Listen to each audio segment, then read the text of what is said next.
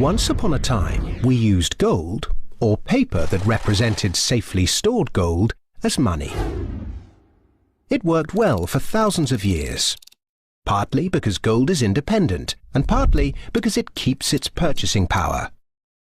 An ounce of gold buys you as much food, clothing, and energy as it did 50, or 150, or 1,550 years ago.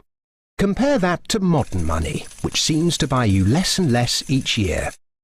100 years ago, when the Federal Reserve Bank was formed, a dollar would buy you this much oil. 50 years ago, it bought you this much. Now, it buys you this much. That's not very much, is it? In fact, in the 100 years since the Federal Reserve Bank was formed to protect the currency, the purchasing power of the dollar has fallen by this much. Why did governments stop using gold? In 1914, the British and German governments were committed to various spending programs and World War I, a war that probably needn't have happened, and neither had the money or gold to pay for it. So they took their countries off the gold standard and, free of its restraints, printed the money they needed. In 1971, the American government was committed to various spending programs and Vietnam, a war that probably needn't have happened.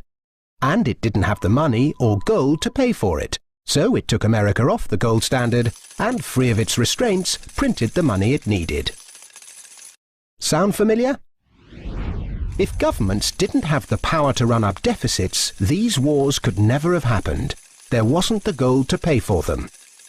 The bill is eventually paid by the people through the stealth tax that is currency devaluation by inflation. Now the world operates under a system of money and credit known as fiat.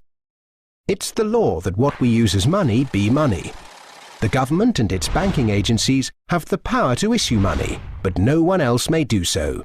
Unlike gold, of which there is a finite amount in the world, with this fiat system, there is no limit to how much money can be created, so inflation becomes inevitable.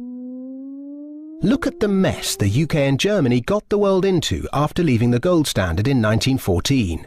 World War I, German reparations, Weimar inflation, the rise of Hitler, and so on.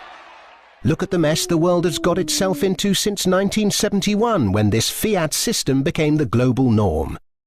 An endless sea of wars, debt, poverty, social inequality, economic bubbles, rampant consumerism, and environmental rape.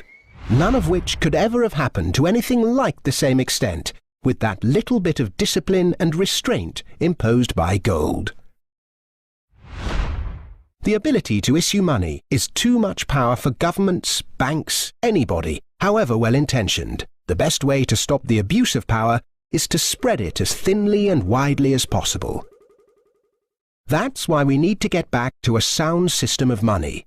Unlike any bank, any corporation, any government, or any body, gold really is independent.